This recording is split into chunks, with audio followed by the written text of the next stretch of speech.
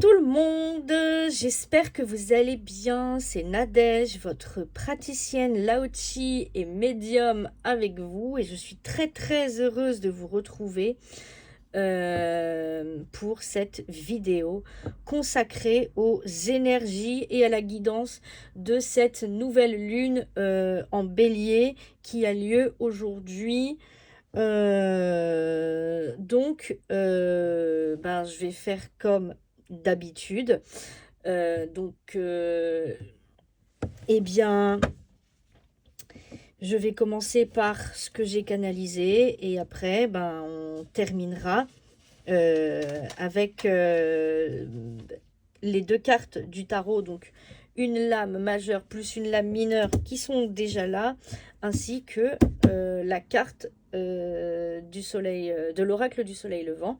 Donc voilà, on va voir quel message il y a derrière ce tirage après mes canalisations, ma lecture des énergies de cette nouvelle lune en bélier. Donc voilà, et à la fin de cette vidéo, restez bien connectés parce que j'ai quelque chose à vous proposer.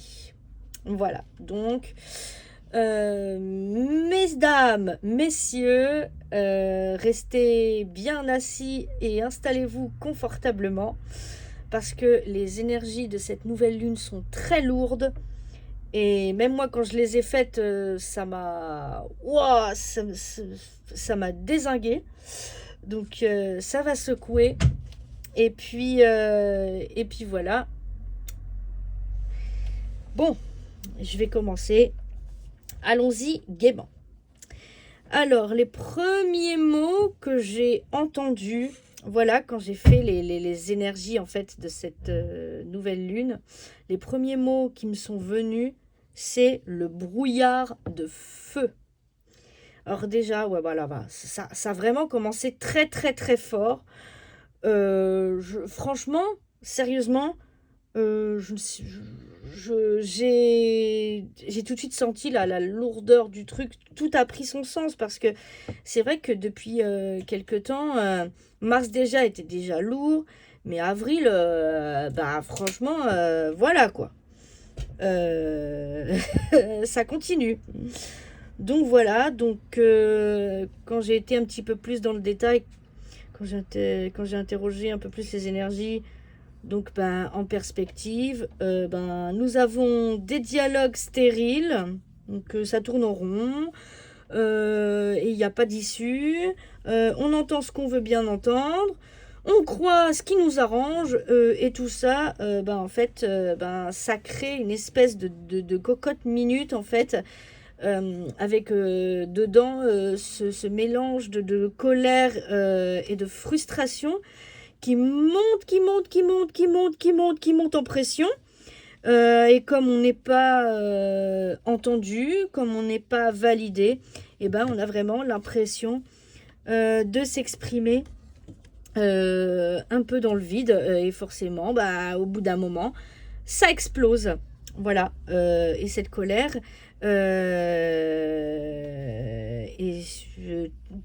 toutes ces frustrations-là, en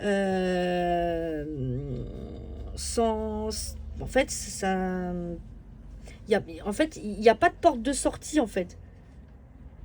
Elles n'ont pas de porte de sortie. On est profondément, en fait, épuisé. Voilà les symptômes qu'on peut avoir. Voilà, un épuisement vraiment profond et une grosse fatigue. On est constamment sur les dents. On est aussi de mauvaise humeur. Irrité. C'est... Voilà. Et d'autant plus que il y a cette envie, en fait, d'aller de l'avant. Mais tout nous résiste. Concrètement, on nous en empêche. Donc, voilà pourquoi il y a cette colère et cette frustration et cette espèce de rage qui ne trouve pas sa porte de sortie. Et voilà,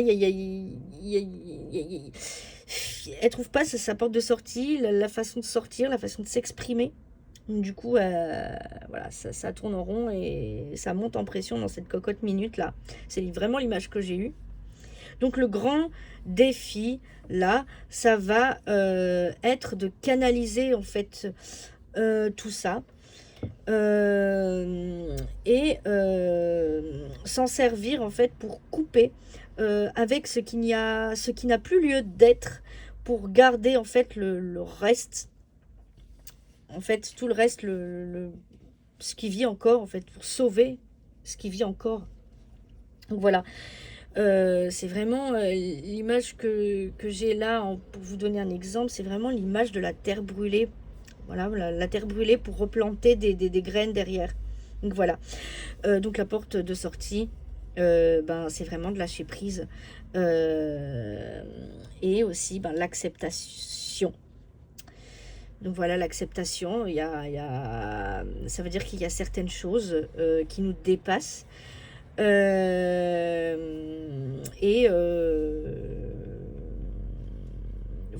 vouloir tout contrôler, c'est illusoire en fait.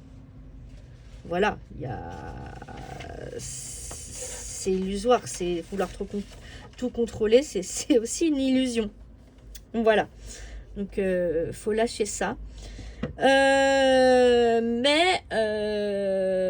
ne rien faire, c'est pas bon non plus. Donc voilà, donc on peut avoir une certaine envie en fait de prendre des décisions un petit peu actives, de trancher un petit peu dans le vif. On peut aussi avoir une certaine envie de tout plaquer, et même si ça peut paraître soudain ou alors déraisonnable, ça peut être en fait une opportunité de renouveau. Donc voilà, mais à condition de ne pas laisser vraiment le mental prendre trop de place. Donc voilà, donc vous savez là, quand il y a cette petite voix qui vous dit ah non, c'est pas une bonne idée, et si ça, et si et si t'arrivais pas à faire ça, enfin voilà, qui imagine tous les scénarios catastrophes possibles et imaginables. Mais vraiment, mais cette petite voix, c'est voilà, c'est la voix des peurs, mais c'est aussi la voix des limitations des autres aussi.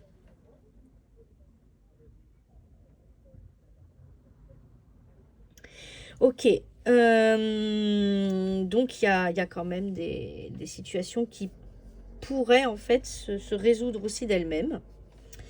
Donc il y a aussi des ralentissements forcés. Voilà, j'en suis la preuve. Là, ma fille est tombée malade. Donc normalement, avant les vacances scolaires, c'est là où je mets vraiment les bouchées doubles. Et là, bah, j'ai pas pu le faire. Voilà. Donc voilà l'exemple parfait. Donc des ralentissements un petit peu forcés. Et en fait, ça, c'est vraiment pour se reconnecter en fait à l'essentiel. Voilà. On nous demande vraiment d'être moins dans le contrôle. Et d'accepter de se dire ah bah là je sais plus comment gérer en fait cette situation ou ça, voilà. Donc on nous demande vraiment de nous montrer vulnérables, voilà. Et après bah ça s'est terminé avec une image d'un grand couloir avec plusieurs portes en bois de part et d'autre, un peu partout, comme si on avait le choix en fait, enfin comme si on avait en fait comme si on avait plusieurs portes qui s'ouvriraient en fait à nous, comme si on avait plusieurs choix, enfin voilà. Donc voilà ce que j'ai eu. Donc voilà. Maintenant, je vais vous faire l'interprétation du tirage que j'ai fait. Donc il y a on a la maison Dieu et le 9 de coupe avec le tarot, et avec l'oracle du soleil levant on a le mont Fuji. Le mont Fuji. Ok, donc on va y aller étape par étape. Déjà, la maison Dieu. c'est celle-là, la carte qui est le plus à gauche. C'est la carte numéro 16 et c'est l'arcane majeur. Ok, la maison Dieu. Donc c'est aussi la carte... c'est aussi elle peut être aussi appelée la carte de la tour en fait. Et cette carte-là, elle ne fait pas dans la demi-mesure. Donc on a la chute des illusions. Des prises de conscience qui peuvent être brutales et l'effondrement de tout ce qui ne tient plus vraiment. Voilà. Mais attention, là je mets quand même un petit bémol parce que ce n'est pas aussi négatif dans le sens où c'est une libération en fait. Quelque chose qu'on pensait stable à la base, quelque chose qui nous semblait acquis, en fait ça peut être remis en question. Et avec cette énergie du bélier là, ça peut être soudain, ça peut être rapide, ouais, un peu dans l'impulsivité quoi. Donc voilà. Après, c'est là que le tirage devient vraiment intéressant, c'est le 9 de coupe qui est là. Donc voilà, donc alors là on a une carte qui est totalement différente parce que là on nous parle de souhaits qui se réalisent, de satisfaction, aussi d'alignement des émotions en fait. Voilà, comme une forme de ça y est, j'y suis. Voilà. Donc voilà, et l'énergie combinée des deux, c'est que la maison Dieu, ce qu'elle nous enlève, en fait le 9 de coupe va la remplacer par quelque chose de plus juste. Voilà. Et j'ai eu le mot joyeux aussi. Donc il pourrait en fait il pourrait vraiment y avoir des situations par exemple qui ne tiennent plus, qui se brisent en mille morceaux. Il peut y avoir aussi des vérités en fait une vérité qui éclate par exemple. Ça peut être aussi un déclic intérieur en fait. Mais derrière on a un vrai soulagement avec un désir qui prend forme. Et une sensation de mieux-être. Voilà, en général. Donc voilà, donc c'est pas si négatif qu'on pourrait le penser. Voilà. Et ben maintenant, je vais vous parler du message de l'oracle du soleil levant. Je rappelle la carte, c'est le mont Fuji qui est là et c'est la dernière lame de l'oracle du soleil levant. Ok, donc le message...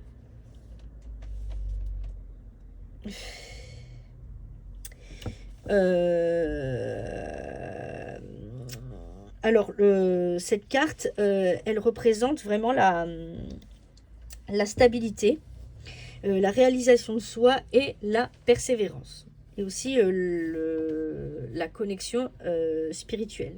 Donc cette carte, elle nous invite à poursuivre nos objectifs avec patience et détermination. Elle nous invite aussi à maintenir un équilibre intérieur solide et à chercher la paix spirituelle. C'est un symbole d'accomplissement. C'est un appel à prendre le temps de gravir des sommets dans notre vie et à apprécier le chemin tout autant que la destination. Donc, restons concentrés sur nos objectifs. Prenons aussi du temps pour nous recentrer, donc en faisant de la méditation, se reconnectant à la nature, l'ancrage, tout ça. Voilà. Faisons preuve de patience et de persévérance, même si les résultats ne sont pas immédiats. Surtout, célébrons chaque petite victoire du quotidien. Voilà. Voilà. Chaque petite victoire au cours de notre chemin, de notre route. Voilà. Cependant, il ne faudra pas non plus oublier d'être réaliste sur le temps et l'énergie nécessaire pour atteindre ces objectifs. Donc voilà. Le message de ce tirage en général, c'est ose laisser tomber ce qui ne tient plus, accueille les prises de conscience même si elles sont inconfortables et fais confiance à ce qui se réorganise parce que tout ce qui va arriver derrière, eh bien, ce sont des choses qui vont être beaucoup plus alignées avec ton cœur. Donc voilà. Donc on arrive à la fin de cette vidéo et j'arrive à la partie où je vous propose donc si ça secoue trop, si ça bouscule de trop, je vous propose un soin énergétique Lao-Chi de la 13e octave. Donc c'est un soin collectif en fait, un soin collectif à distance qui durera environ 20 minutes, voilà, pas plus, pour que ce soit facile à recevoir pour tout le monde. Voilà, donc l'intention du soin, ça va être d'apaiser ce qui est en train de bouger, d'aider à lâcher ce qui doit partir, ramener de la douceur et de la sécurité intérieure. Voilà, donc ce soin, en fait, je vais le faire en 3 temps. Donc, 1, apaiser et calmer le mental. Donc, pour ça, voilà, je vais diminuer le stress et les émotions fortes. En 2, libérer et accompagner les prises de conscience.